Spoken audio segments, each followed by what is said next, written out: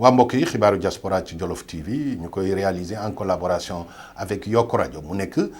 information yi nga xam ne ñoo gën a fës ci doomi sénégalais yi nekk ci bitim réew ci commencé ci Europe ak yeneen dëkk yi waaw ñu commencé donc information bi mbokk yi bi nga xam ne moo wàcc bees muy changement yi nga xam ne ñoo am ci consulat général Sénégal bi nekk ci Milan monsieur Kouyaté moom mi nga xam ne moo ko jiite nekk fi depuis 2 ans et demi yëg nañ ne wax dëgg yàlla moom day dem retraite te ki ko remplacé muy vice consul bi ñu koy wax Rokhaya Batouré mu nekk information bu am importance ndaxte Rokhaya Batouré boobu mbokk yi moom immigré la comme immigré yi nekk ci Italie mu nga dëkk Brescia ba noppi wax dëgg yàlla ku xam dëkk bi la waaw moom Rokhaya Batouré boobu mbokk yi moom moo jiite tamit jigéeni APR yi nga xam ne ñoo nekk ci Italie waaw mu nekk loo xam ne wax dëgg yàlla lu rafet la parce que immigré su yàlla defee mu ñu nommé ko poste de responsabilité loo xam ne immigré yi wax dëgg yàlla ñu ngi koy doon laajte depuis très longtemps duñ def dara mbokk yi lu dul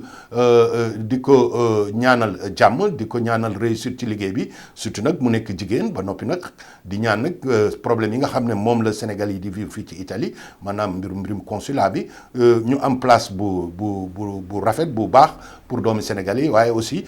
problème kayit yi mbirum passeport yi yooyu jeexal ko waaw xanaa nag di wax rek ne jigéen ñi Italie moom amatul lu ñu wax ndaxte ambassadeur ba nekk ca Rome moom jigéen la ba noppi consul général bi nga xam ne moom lañ nommé muy Rokhaya Batouré moom it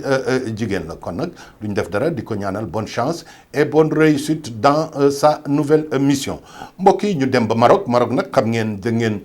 monsieur le ministre bi nga xam ne moo yore Sénégal yi nekk ci bitim réew muy Souleymane Jules Diop boobu moom ci journal online bu GFM moom intervenir ci démb di wax ne sénégalais ya nekk ca Maroc wax dëgg yàlla ils sont bien traités surtout nag traités par gouvernement bu royaume du Maroc waaw mbir mi wax dëgg yàlla loolu de su fekkee ne lu am la lu rafet la xanaa rek ñu bàyyi suñ doomu sénégalais yi nga xam ne ñoo fa nekk ci wax jooju ñu wax ci seen point de vue ak wax nam demee waaw ñu dem ba Arabie Saoudite mbokk yi xam ngeen ne foofu tamit am na ambassade ak consulat général du Sénégal information bi APS moo ko joxe muy consul général ba nga xam ne moo nekk ca Jeddah moom wax dëgg yàlla wane na liggéey bi nga xam ne moom la consul général boobu di def foofu ca Jeddah di fàttali rek ne foofu ca Arabie Saoudite sénégalais ya fa nekk à peu près 2500 ak 3000 personnes ñoo fay vivre waaw ñu ci bëri nag ay ñu kawe lañ ci seen liggéey am na ay médecins am na ay professeurs am na ay banquiers waaye aussi am na ay commerçant ak ñi nga xam ne ñooy liggéey li ñuy wax travaux domestiques ñuy liggéey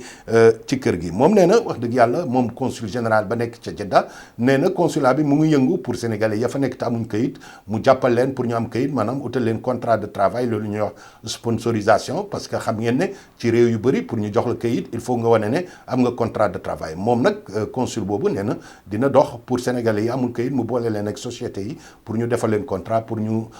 jox leen wax dëgg yàlla permis de séjour wala carte de séjour mbir mi mbokk yi lu am importance la moom nag nee na aussi consulat général foofu am nañ ci benn département boo xam ne day taxaw bépp sénégalais boo xam nga am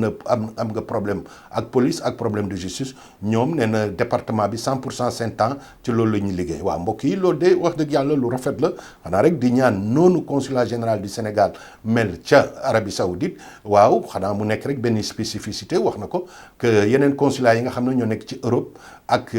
ci yeneen dëkk yi ñu mel noonu ndaxte wax dëgg yàlla taxaw nag doomu sénégalais yi pour ñu am liggéey ak leen taxaw ci mbirum justice lu am importance la mbokk yi lii moo nekkoon information yu gën a fës daanu ci fii ci joloftv.com waaw seen xarit Baye Diouf di leen jox rendez-vous donc chaque samedi en direct sur joloftv.com jërëjëf ba beneen yoon